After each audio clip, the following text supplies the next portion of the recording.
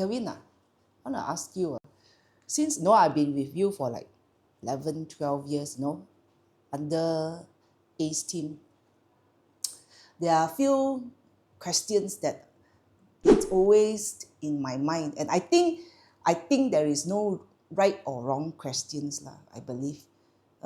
So maybe you can give me some pointers. Okay? During my first year, I've been as a negotiator, I was promoted to, last time there's a designation position called assistant team leader, right? Actually, that time when you promote me, I also don't know why you promote me lah. But anyway, I've been in leadership position for almost like 10, 11 years. So basically, as a GVP, the top management in the team, what do you expect of a leader?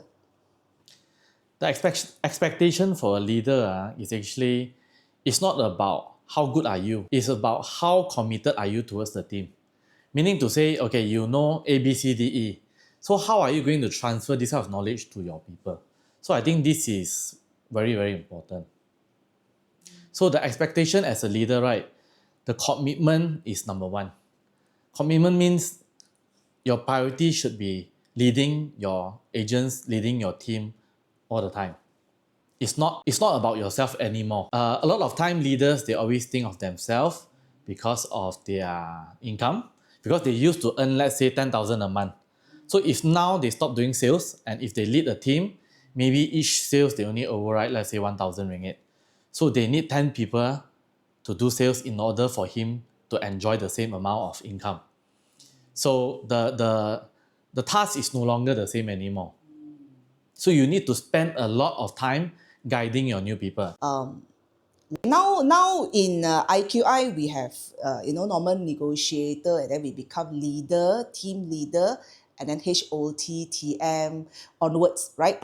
Which position do you think is the hardest as a leader? If you ask me, every hierarchy from leader, team manager, head of team to VP, every position has their challenges. Okay, why? Because we are in the people business, we are dealing with people. But the task is slightly different, where leader, team leader, and head of team, you are involved more on at the field, at the sales gallery together with your people. Whereas for team manager and for VP, you spend more time with your leaders in the planning, in the marketing part. So when you say which is the toughest one, I would say every stages have their different of challenge. True, for me, I think the toughest time in a leadership position is when I first started as a new leader. What we meant here is probably like a leader or a team leader, because I find it that very hard to balance, between sales, recruitment, and training. When my team was small, I start to do recruitment, and after we recruit like 5 or 10 members, we have to mentor or guide them. Okay.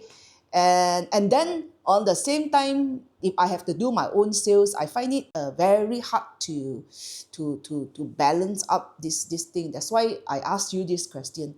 And what I see in my team is also the same. When you are a leader, when they first start as a leader, the commitment to do 2 things or 3 things, because you have to do your own sales, okay, you have to do recruitment, and also guiding them. So what is the correct ratio or the golden ratio for this balance? I think is the most difficult part for a newbie leader. Do you agree? Yes, I agree with you. I think being a new leader, most important is to manage your time well. Okay, a lot of leaders, they always say, I spend a lot of time on my agent, and at the end of the day, there's no result. So what I can say is all about 80-20. Okay, you spend 80% of your time together with your team, and then you allocate 20% of your time for your personal sales. Because I believe, you see, let's say you are doing your own personal marketing or whatever social media that you want to post, you don't spend 8 hours or one full day to do it, right? Maybe let's say from Monday to Friday. Okay, I assume Saturday, Sunday is the busiest time in showroom.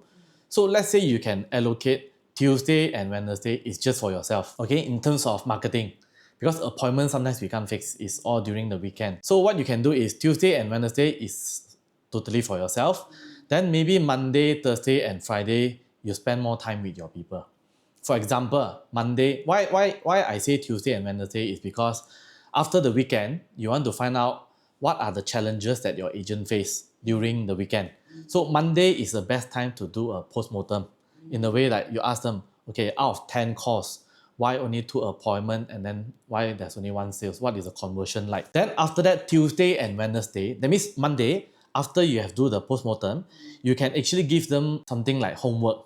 Okay, then Tuesday and Wednesday, while you are doing your things, maybe you can do it together with your team members also. But like I say, most of the time you're doing your own thing on Tuesday and Wednesday. Then Thursday and Friday, you can follow up with them. So how are the things that I passed to you on Monday? Have you done this or not? Then from there you can follow up. Basically, you don't spend Monday to Friday with your agent. True, true, true. I think last time both of us are very new to I mean, we are all new leaders before lah. Okay, that was like 14 years ago, 13, 14 years ago. for so long, man. 12 years ago, huh? Around there lah. For me it's 13, 14 years lah. For you it's about 10 to 12 years old. You mean as a leader? I started leaders from another company, so that is about 14 years ago. Okay. So last time technology, system-wise, not so much. So a lot of things is about we have to find our own ways. So for the newbies nowadays, we have proper system in the company. So it's much easier for them, to learn from there. We have a better platform. We are now both of us are now more experienced in guiding new leaders. I think we have a better, more systematic approach in all these things. But I think the main the main challenge that I have is some of the leaders, they don't come and see us. Okay, like I mentioned earlier just now, handling or we put it managing people is never easy because everyone have their own characters, right?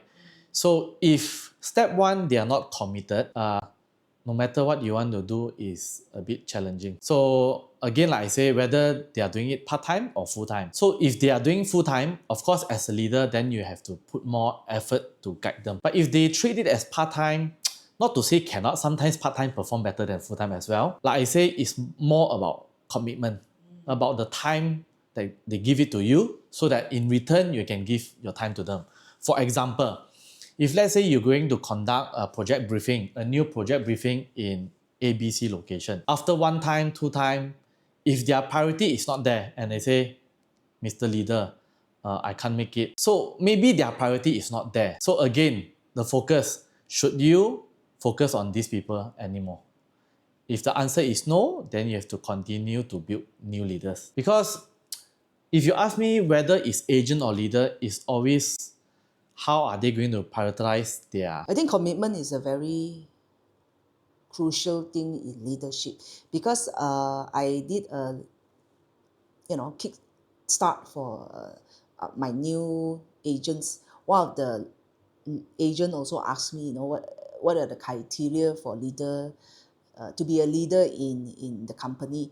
Then I told them obviously it's commitment, because commitment is like today we have our offspring, we are committed to take care of them, to teach them, to educate them, something like that. So it is very important, and without commitment, I think I won't say I won't say your team won't grow, but I think that is one of the what do you call that? What most important attitude you have, or characteristics that you have for being a leader. Okay. I think another tips I can add on is when you guide a new leaders, what you can always ask is, are they looking at short term or long term? Because a lot of new leaders, again, they expect when they lead a team, they can see result the next day. This is totally not right lah. I'm not saying it's wrong, but it's not right because building people, building business. Do you agree with me? It take time. Yeah. It might take 1 month. It might take a year. For example, you see, we have some agent. Previously, he joined us during gassing time. Okay, and he's together with us now. Last time he doesn't perform, and he's not a committed leader. But today we can see he really performed well. Okay, you know who I'm mentioning, right? I know. We have many history together lah. Okay, but I really admire your commitment because as the highest ranking leader in Ace team, you commit yourself to come at least 4 days in a week. To come to office to do your work, to see your leaders, even up to newbies. Your door is always open for all of us to come and seek for any advice or like we have some challenges that needs your attention. You're always there. So for that, I'm very, very grateful to have leader like you. Like I say, it doesn't matter you are leader, team leader, head of team, team manager or VP, right? The most important is leading by example. You just imagine if, let's say you're always in office too. That's why I always see you. Okay? When you're always in office, whenever your negotiator or your leaders want to see you, they will always come to you. Even a simple question they might learn. Maybe they say, I have this customer with this objection. How can I handle?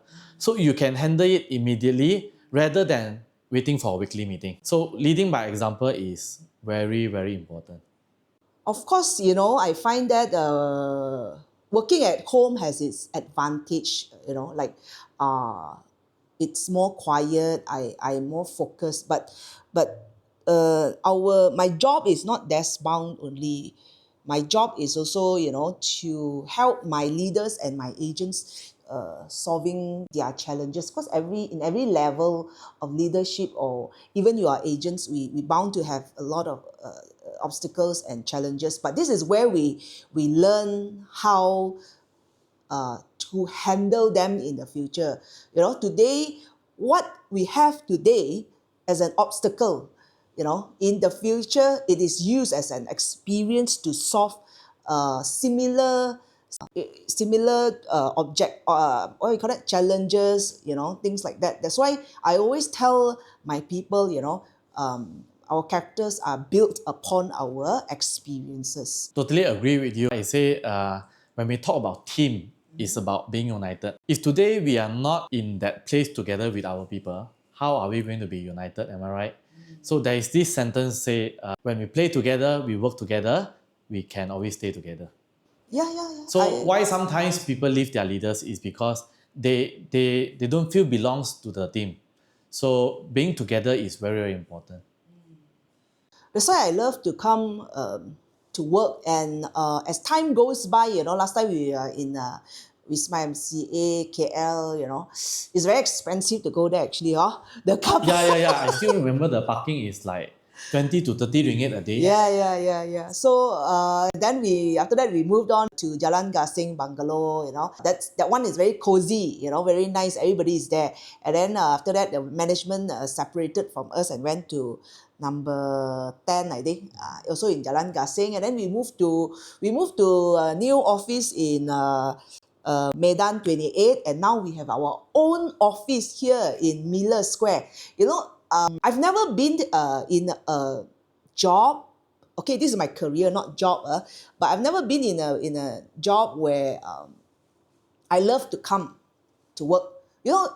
It is after like 12 years, still I love coming to IQI because of the energy, the vibe, and the people I meet are all so positive minded. And some of my agents, they really inspire me to be a better person, to a better leader for them. Don't you think so? Totally agree with you. Okay, since you mentioned this, you see, when you are in the office and when your agent also come to the office, isn't it that is something to push you to work harder? Yes. You just imagine if you are at home and you do not know where is your agent. So there is no communication. That means there is no one to push us. being human, sometimes we need something to push us. Am I right? So even if you are in office, sometimes our colleague or when we see some top achiever, we can always talk to them. We need the personal touch, the human touch that we cannot always be. I don't know how people can always work from home, but of course, many job differs lah. For me, is more on me and my agents or me and my leaders relationship. Sometimes over online meetings, it's very hard. The challenge of online meeting is you can't feel. Yeah. The engagement is, sometimes you just see a poster or a picture or a name. So for both parties to engage is a bit challenging online. That's why I always encourage leaders to do it physical if they can. You see, sometimes when we have physical meeting, maybe it's just a simple topic. But right after the topic, isn't it we have more conversation from? True. That's why I always make my rounding in Sarawak. I always make a point to go and see them, although I have a head of team there as well, but I would like to go and visit them, touch base, and see what I can do to help them. Yes. Okay. Cut. Since continue. Cut. Okay, I heard that you are going to Sarawak, Bintulu or something this coming few days, am I right? Thursday, yes. Yeah, so can you share with the audience what are you going to do during your session? Okay, normally when I make my rounds in Sarawak, I will share with them a few pointers about what we do in the West Malaysia, because East Malaysia is a little bit different. They don't rely a lot on social media, but for West Malaysia, which is in KL, I'm in KL, we rely a lot on social media, because in real estate we are selling, we are doing something not few ringgit, but it's rather few hundred thousands or million. So we need to have our digital footprint. So this time around I'm going to Sarawak, Cebu and Bintulu, and I'm going to share with them, the importance of exposure in social media, because we all need to pick up. Even I'm much older than a lot of my agents, but I still learn to do a lot of videos. Okay, I do video editings, I do videos, I do interviews, because we need to create our own branding, and people will trust us more if they can find us in online. That's why I said we need to leave our digital footprint, so people actually know who we are as a leader or as a negotiator who are selling or houses or properties, whatever it is. So before you travel, do you have anything to tell them? Come to my sharing. Okay, it's very important, because even me, I'm a HOT, I never stop learning.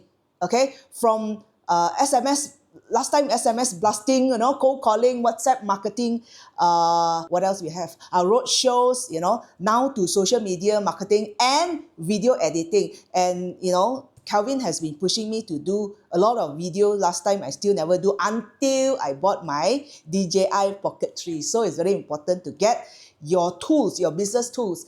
And ever since, I've never stopped doing videos, postings. So it's actually very, very fun to do all these things, because we are always learning, upgrading. We never stop growing until the day we bid goodbye to the earth. Correct or not? All right, so see you. Okay.